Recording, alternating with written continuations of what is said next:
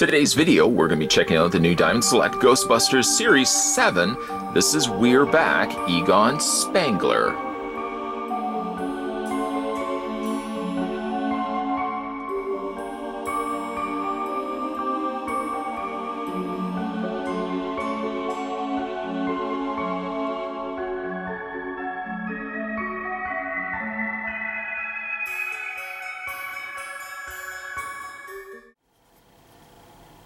To find out how tall Egon Spengler is, let's go ahead and take the tape measure. The figure stands at a little over, actually closer to about 7.5 inches in height. Now most of that is really can be chalked up to his hair. If not for his hair, the figure would be about 7 inches. Unlike the just looked at Series 7 Janosch, which I had no idea what his piece was for the Firehouse, Egon's is a little easier to make sense of.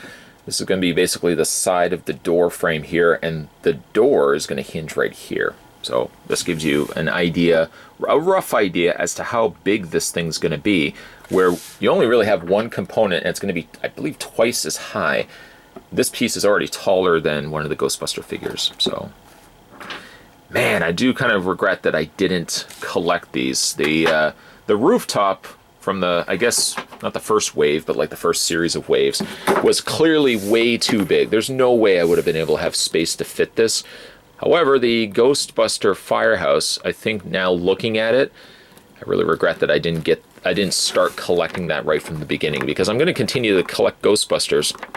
But this is one of those lines where if you didn't start collecting the Build-A-Figure pieces right off the bat, you miss any of them along the way, well, it basically just means anything else you're getting after the fact, unless you can kind of go back and pick up, you know, the missing pieces here or there, pretty much eliminates any chances, any possibilities that you're going to get the entire thing set up again. Sigh. Okay, so let's have a look at the figure. He comes with a whole bunch of different cool accessories. He comes with a Santa hat, which I have to admit, Santa hats as they go, this one has had better days. The red is carried over into the pom-pom. The red is carried also into the rim of the hat. It just doesn't feel like it's as good as the one that came with Ray. This one also is a little harder to get onto Egon's head because it's got such a smaller, it seems like it's a more forced fit getting it over top of his head. As I'm putting it on his head, I can just feel it's not scraping but rubbing the head in such a way that I'm guaranteeing that paint's probably going to be coming off of this. So commit yourself, ladies and gentlemen, to either decide to have the hat on permanently or take the hat off and just leave it off indefinitely. I don't think I would entertain the idea of putting it on, taking it off, putting it on. As you can see right here, I don't know if that's actually from the hat. Oh, no, it's not. Look, let me just show you. And this I've only done a couple of times. You can see how the paint is already starting to wear off on the inside there. I'm thinking that actually could be inside from the hat, but clearly it's telling you not to do this very often. So I'm just probably going to leave the hats off completely, or I don't know. I'm not really sure yet what I'm going to do. I may keep them on. I don't know. I just don't know. What I do know, though, is he comes with a whole bunch of other accessories other than a hat that's causing more damage than being helpful. Comes with like a little canister of slime. The slime, as you could probably guess it, is not something that's going to move inside unless you play some good music. Then it may. Nice, good accompanying piece for some of these slime blower Ghostbuster figures that we're going to be looking at in future videos. Technically, I'm not going to nitpick this like crazy, but technically by the time frame in which the costumes, these specific We're Back costumes existed, I'm actually trying to think whether they were collecting any slime during that very quick montage. There's only a few moments in the movie itself where they're wearing these dark gray outfits. Actually, to some disappointment on my end as a viewer, I kind of hoped that they would have wore the gray Ghostbuster outfits more throughout the entire movie and not just the one or two random scenes during the montage. A little side opinion, that is. By the way, speaking of gray costumes, I hope Egon's not going to keep falling on me. let's bring in the Weirback Ray, which is really the only two that we've gotten so far for the Weirback series. I just love the dark gray. That's just me. I know the more traditional Ghostbuster fan will appreciate the tan color or the beige color suits that they always wore over the course of the movies and any of the merchandise, I suppose. But I kind of dig the gray outfits. I mentioned that with the Weirback Ray. I'll mention it again during the, of course, over the course of the Egon Spengler review. I find these figures, though, Ray isn't as bad, though it may seem that way over the course of this review, to stand. But I find Egon is very difficult to get standing. I might just guarantee a permanent fix to this and just get the display stands out. No, they don't come with display stands, but I have display stands kicking around. I might just ultimately do that. Some of the Ghostbusters stand better than others. Egon, I find, is just, of the ones that I've collected so far, he seems like one of the more trickier ones to stand. I also brought Ray into this picture, minus his hat. I love this figure so much. Just to show you that the figures themselves are very identical to one another. There's actually, other than a few little paint changes, they're almost identical to one another, complete with the same Proton packs on the back, and they split. So I just wanted to show you guys that. Above and beyond the moods, you know what? I don't want to compete with this for the rest of this review, at least until I'm ready to move him. I'm totally going to cheat. I'm going to use a display stand. Now he's not going to go anywhere. Okay, so we looked at the mood slime. He also comes included with a ghost trap and pedal. If you ask me, you can never get enough of these. Paint is very immaculately done, as much cleaner as unfortunately the Santa hat, but the ghost trap does look quite nice. Still wish I could have gotten a replica. I kicked myself. Again and again I thought to myself, I should have gotten a ghost trap. And ultimately I did not. But he does come with the ghost trap. Comes with his walkie-talkie, which the walkie-talkie, like every other Ghostbuster, can fit very nicely into his holster, like so. By the way, also the ghost trap, before I forget, I know I'm going to forget, the ghost trap also fits just on the back here of his belt. Mind you, the pedal, the actual pedal, just doesn't really have a place. It just sits loosey-goosey, but you can put at least the ghost trap somewhere when you don't want to display them in his hand. One of the cooler features is the Geigometer. Comes with a Geigometer. A nice alternative for the Ghostbuster 2 equipment versus the PKE meter that he always ends up sporting. Again, I don't know if it's specific. I'm going to have to go back and watch the movie again. Like I need a reason to watch Ghostbusters 2 again. I would have to go back and see whether he uses the Geigometer during this specific outfit. Yes, I know I'm not going to get overly critical about it, but just curious as to whether the Geigometer is used during that time frame. Nice sculpting there. And they painted even the little antenna in red. A little bit of the red and the green in the middle area here that would be spinning. For displaying, I probably will find myself displaying Egon with the Geigometer. Of course, with a display stand, because I don't want to keep fighting the idea this figure is going to fall over on me at some point. So I'm probably just going to keep a stand going at all times. And then, like Ray's stance, Egon also comes with a series of gloved hands, should you wish to go the route of gloves rather than bare hands. And like every other time we've seen these, you can remove the cuff from the glove so that you can either have him, with, not that you would leave it without the cuff, but it covers over the sleeve rather nicely. So let me just show you, for newcomers to these figures, let me just show you how it works. You're going to take the hand out. You're going to take the cuff, or the top portion of the glove, and you slide it over the cuff of the sleeve, just like so. Then go ahead and find the hand that you want to use. Let's go with this hand here. And you just attach like that. And that way you get yourself a gloved hand.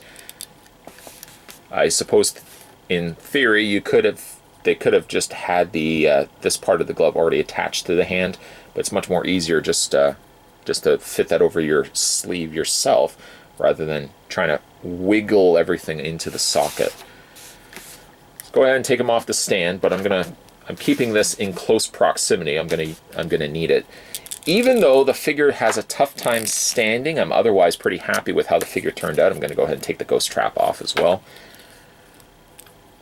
The Proton wand attaching itself to the Proton pack, as you can see, there's like these little triangular slots on either side.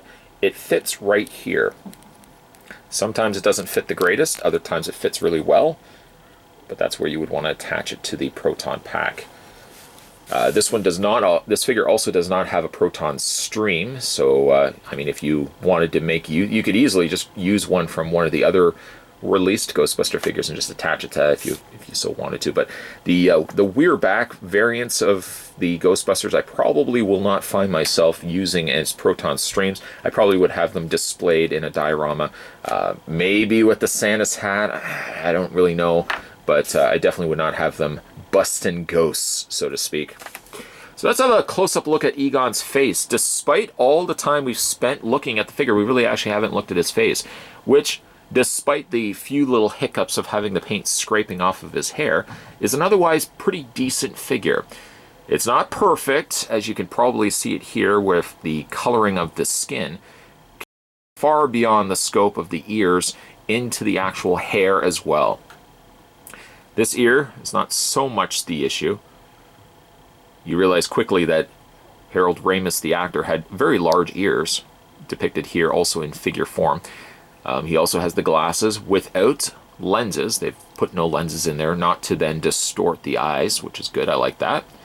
The hair seems almost slightly lifeless. It doesn't have as much the coloring to it.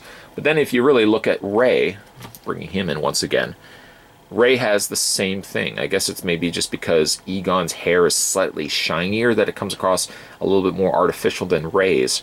But I think Ray has the better head sculpt of the two. As we look further into the outfit, you've got Spengler here, the patch on the front of his outfit, and now Ghostbusters 2 on the side. Like I said, a very dark color scheme to this particular costume versus that of the original. But I kind of dig it. I like the dark gray nature of it. I just kind of wish, at the very least, maybe not the entire movie, but maybe half the movie I would have had them wearing these outfits, and maybe the other half, of course, they're more traditional outfits.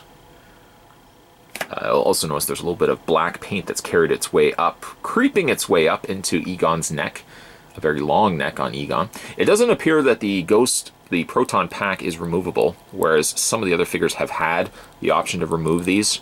I don't see a connector point.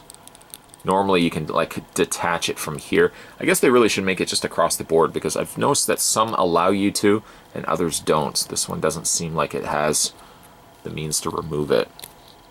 Again, some nice detailing here on the Proton pack, all the wires and everything else, and even the smallest of labels all applied to it.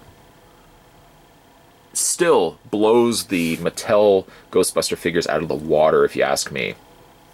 Yes, I know it's kind of jarring, the the flesh hand versus the gloved hand. I'll change that back. Let's go through his posability, which is the following. His head rotates all the way around via a ball joint. You also can slightly rock the head back and forth. The arms hinge outward, as well as full rotation all the way around. He's got a bend at the elbow. Also has softer rubber elbow pads, so they do a good job of kind of covering over the joint, at least on the back. You may find yourself also, in the course of adjusting the figure, just kind of also adjusting the elbow pad, because that will probably move around a lot on you. The forearm rotates, the hands rotate all and hinge back and forth. You have an upper torso ball joint. There goes the hand. It's okay, I'll fix that. Split on the legs.